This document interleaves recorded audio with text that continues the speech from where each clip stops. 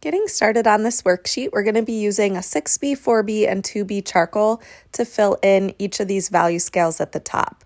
The 6B is for the darkest area, and as you're shading in this darkest area, instead of doing lines up and down like this, try to do small, close together circles. This will help to blend the area and create a lot smoother value change as we get to drawing more of the final images.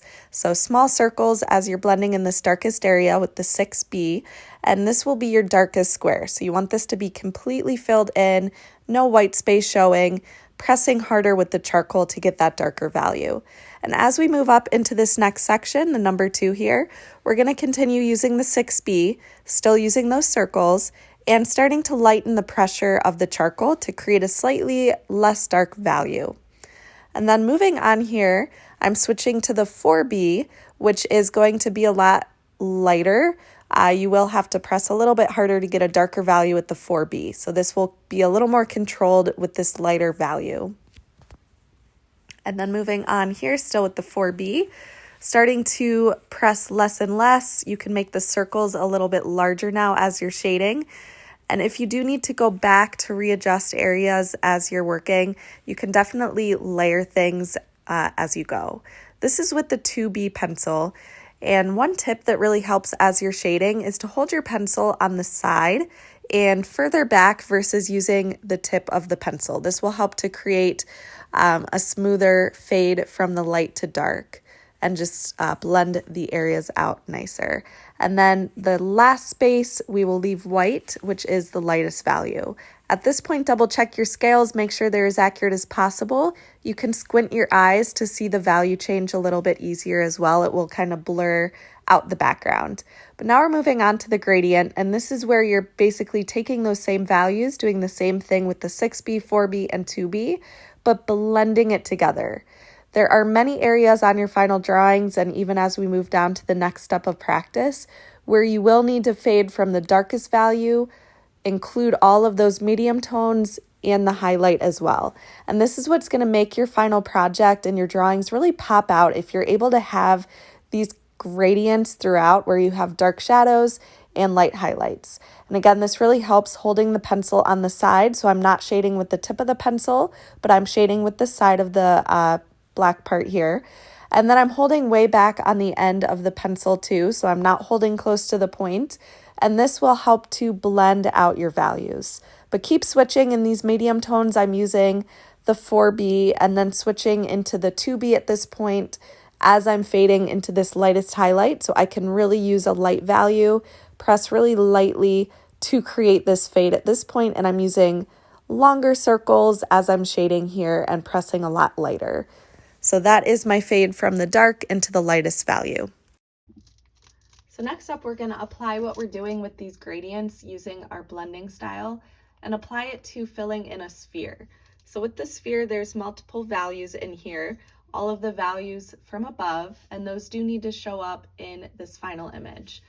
So first step is taking all of these numbers from each of these values and looking at where they're applied in the sphere. So you'll want to go through and label those. So the darkest areas first I'm looking at. So I'm going to label all of my darkest areas a 1. So I'm just using a white charcoal so that that shows up.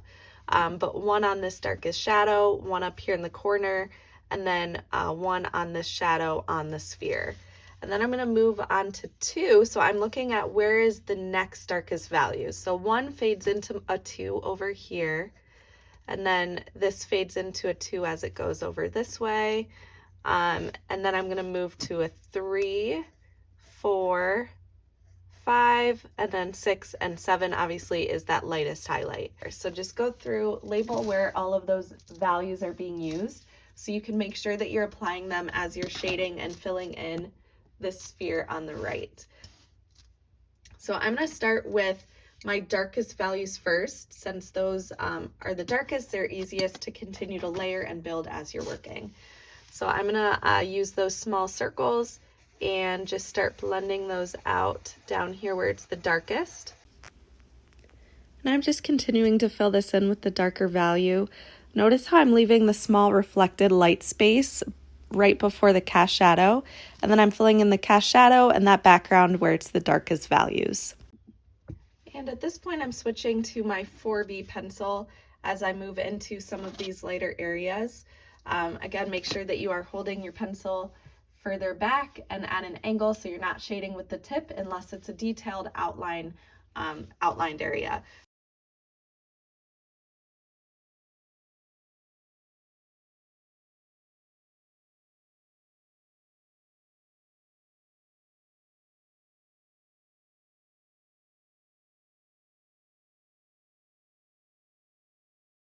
And now for the lightest values, I'm switching to the 2B pencil. The same thing, just holding it on the side, starting to layer things, take my time fading this into the lightest value. And then once you have everything filled in, go back over it, and I'm still using the 2B to go over the darker values because I don't want to make them too dark in some of these medium toned areas. So I'm just using the 2B now to really layer and refine.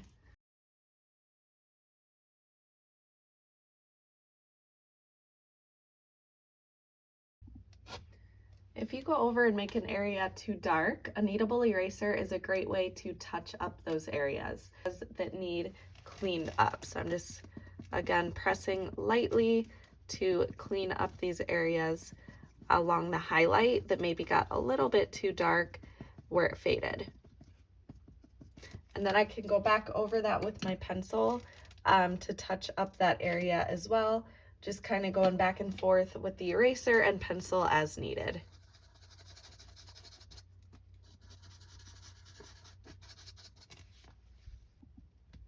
And then the last step is filling in the skull here using this blending style.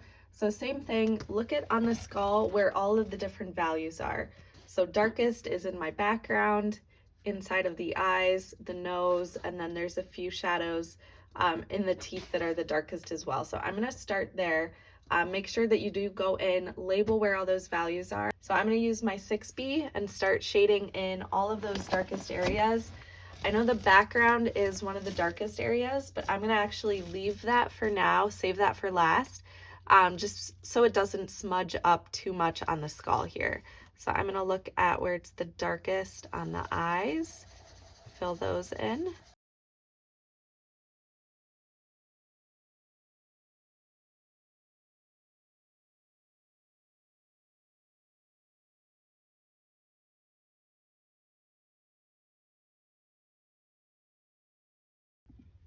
Now I'm switching to my 4B pencil as I get closer to those medium tones now that I have all the darkest values blacked in. Something else that can help as you're working is to flip your picture upside down and work with it upside down for a little bit, just to take the focus off of the details of the skull and bring it back to just the simple shapes of highlights versus shadows. So I'm going to shade with it upside down for a little bit and then flip it every once in a while just to gain that new perspective on things. So I'm going in and looking for areas that are in the dark to medium tones.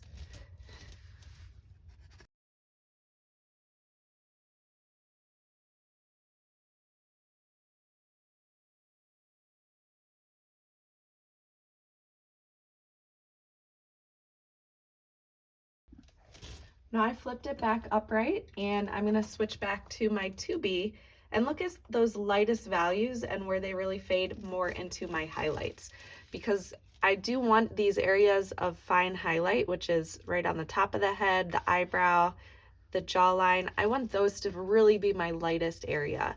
So I'm going over some of those really light areas that aren't completely white and just softening those down a little bit.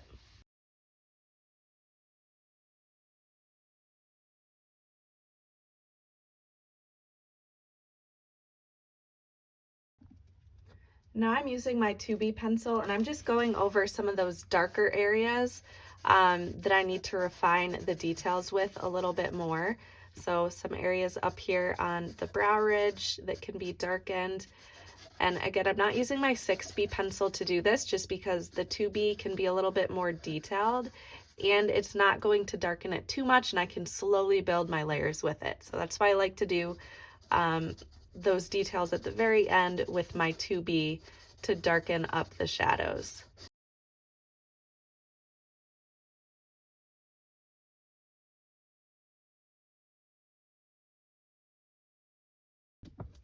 And the last thing that I'm going to do is go in with my 6B pencil and fill in the background.